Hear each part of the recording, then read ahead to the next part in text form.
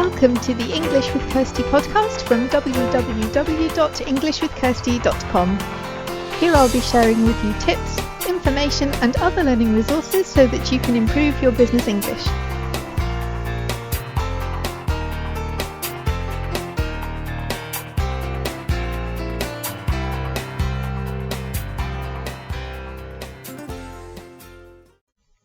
Hi everyone, and welcome to episode 89 of the English with Kirsty podcast. I can't believe we've already got to episode 89, and in a couple of months we'll be celebrating episode 100, and I've got some ideas for that, and I'll be telling you about those a bit nearer the time. Okay, so today I want to talk about an article that I wrote for Angelica's German. It's a guest article for the blog, and if anyone here is learning German as well, then definitely head over to Angelica's blog. And I'll add the link to my article in the show notes, which you'll find at englishwithkirsty.com/podcast/episode 89. But if you're interested in German anyway, then have a look at Angelica's blog, because she's got some good information on there for people who want to learn German.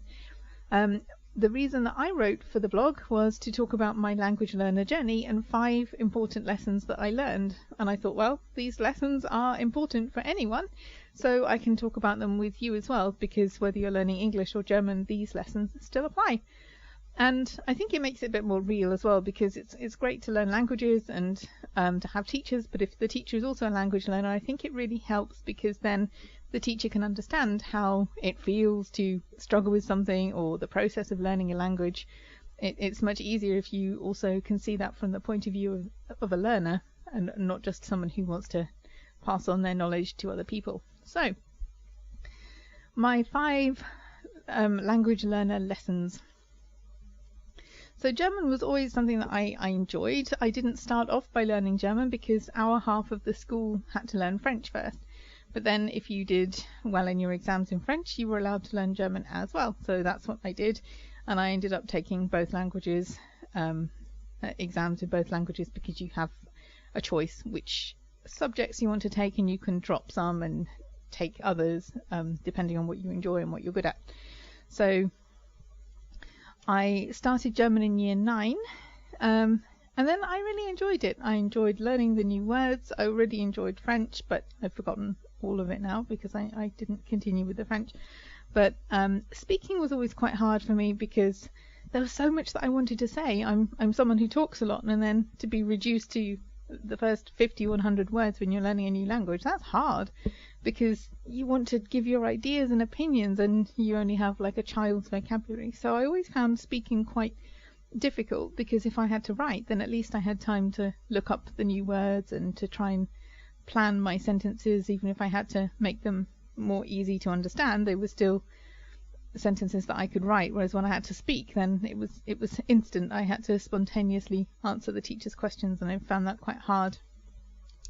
But when I was in year 10, so I'd been learning German for nearly 2 years, my mum decided that we would go away for a mini break, a weekend break to Germany.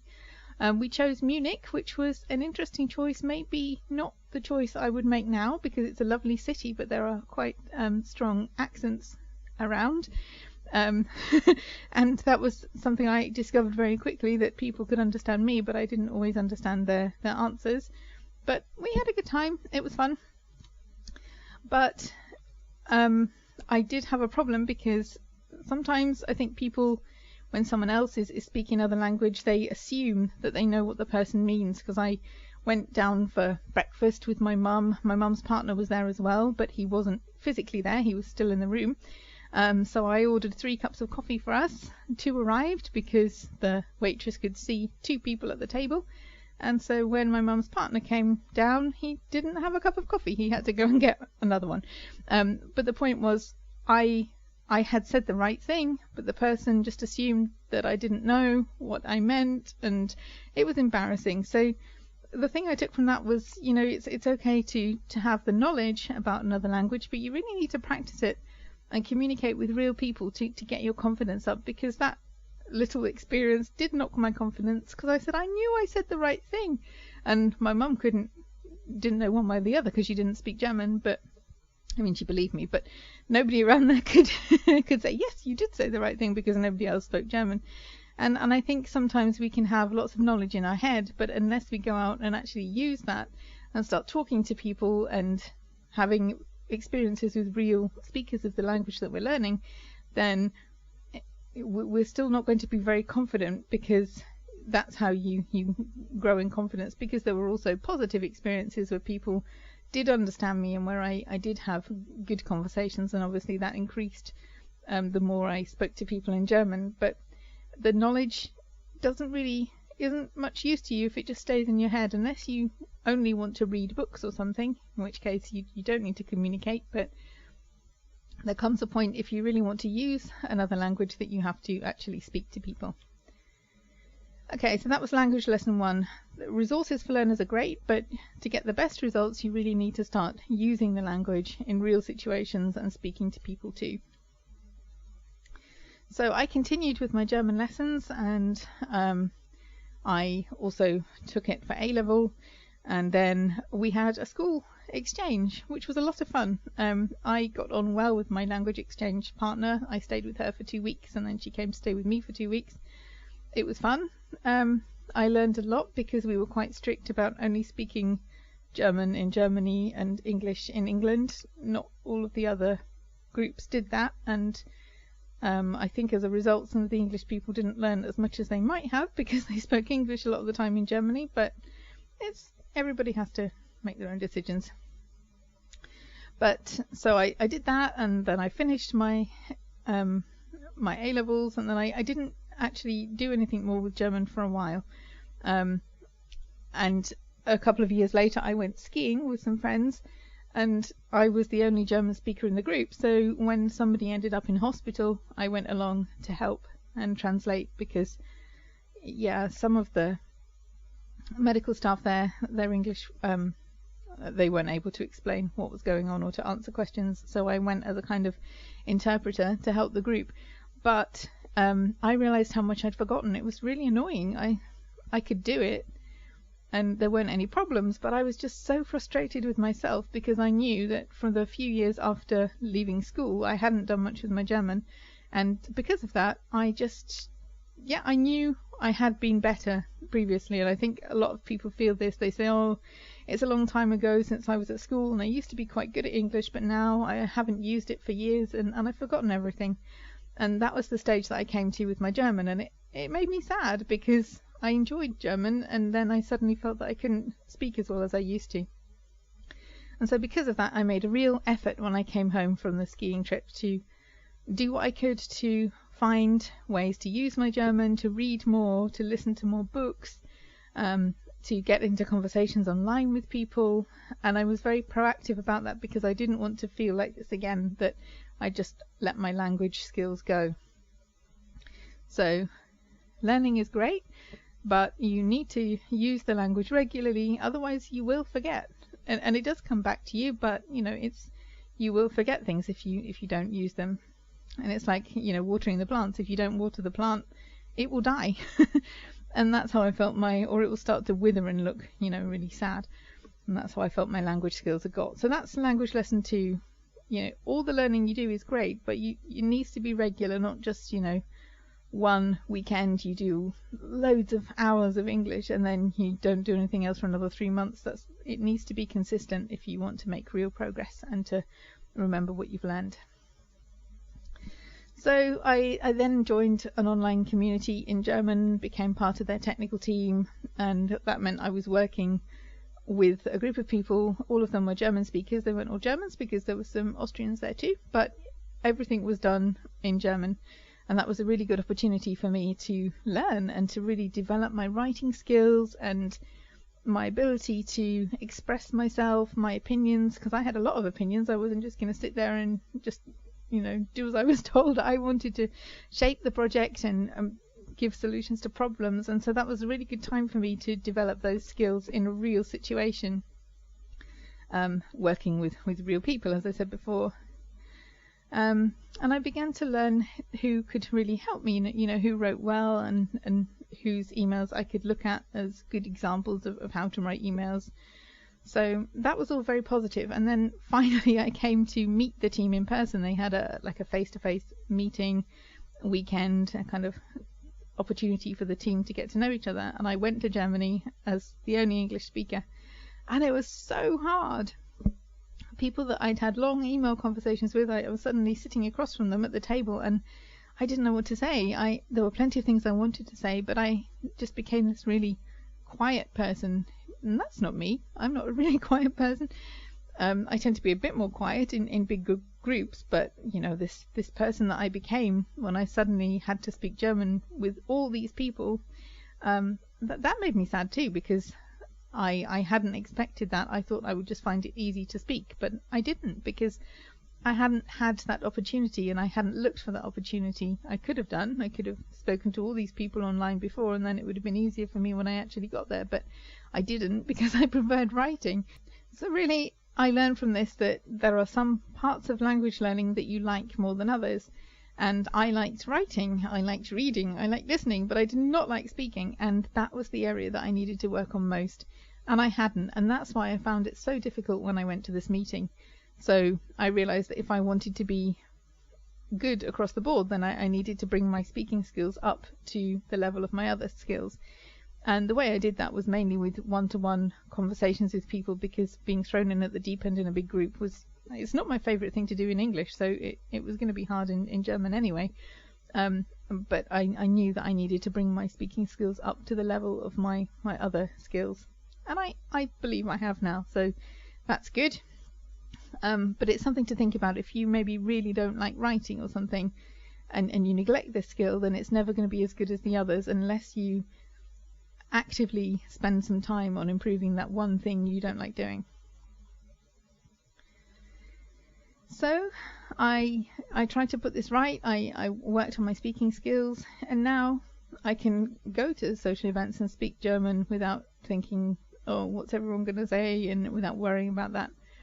So that's good. I don't work for the online community now. I left there, but I went to other forums and business, like Xing, which is like LinkedIn in German, and I started making new contacts there.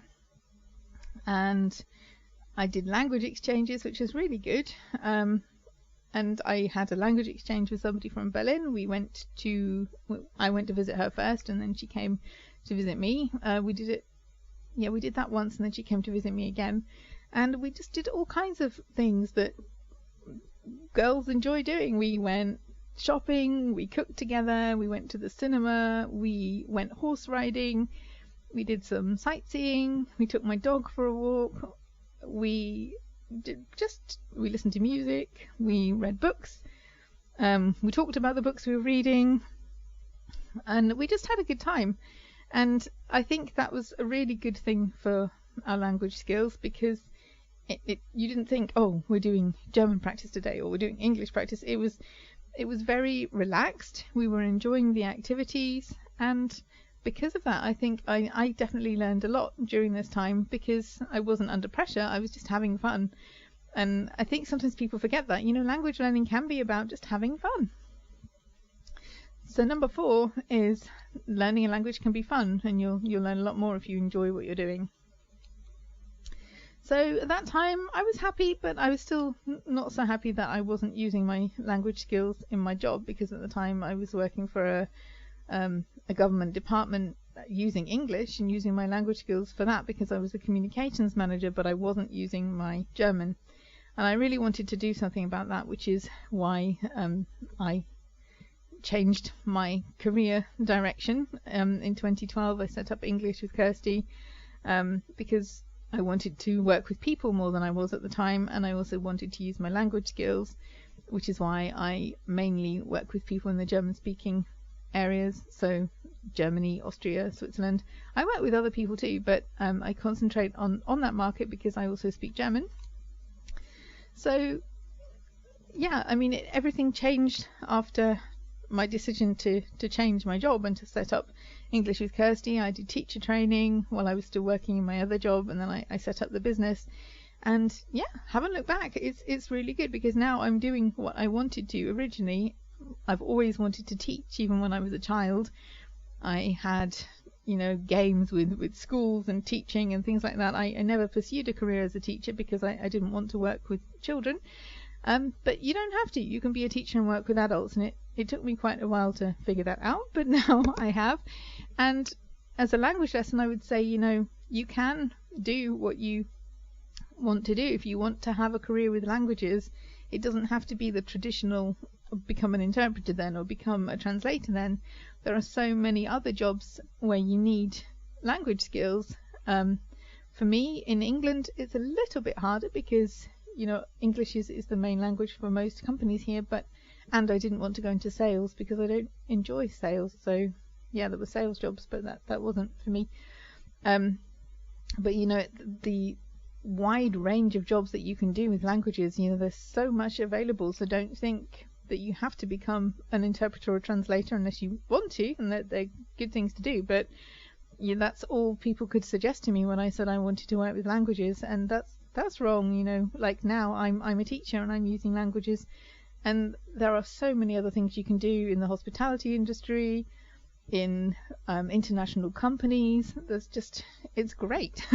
But you just have to think outside the box a bit and think, what could I do? What skills do I have? And if I want to work with languages, how could I incorporate that into my skill set? So those were my 5 lessons that I learned, my language learner lessons.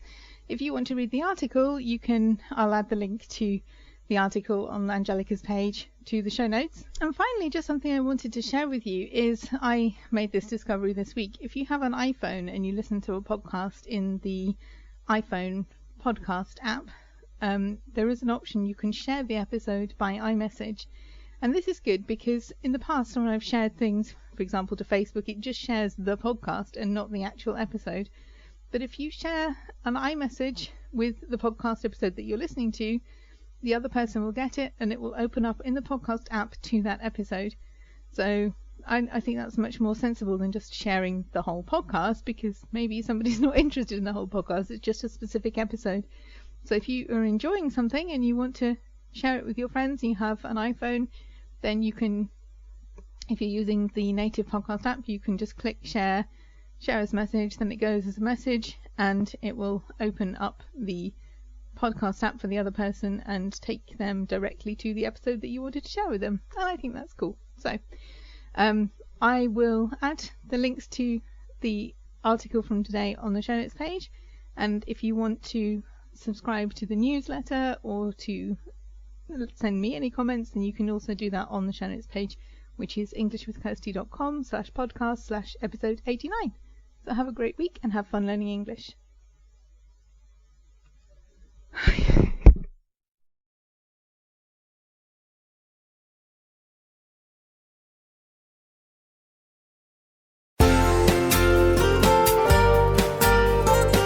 hope you enjoyed this episode of the English with Kirsty podcast. If you have any questions or comments, my email address is kirsty@englishwithkirsty.com, or you can go to www.englishwithkirsty.com/podcast, where you'll find information about the individual episodes.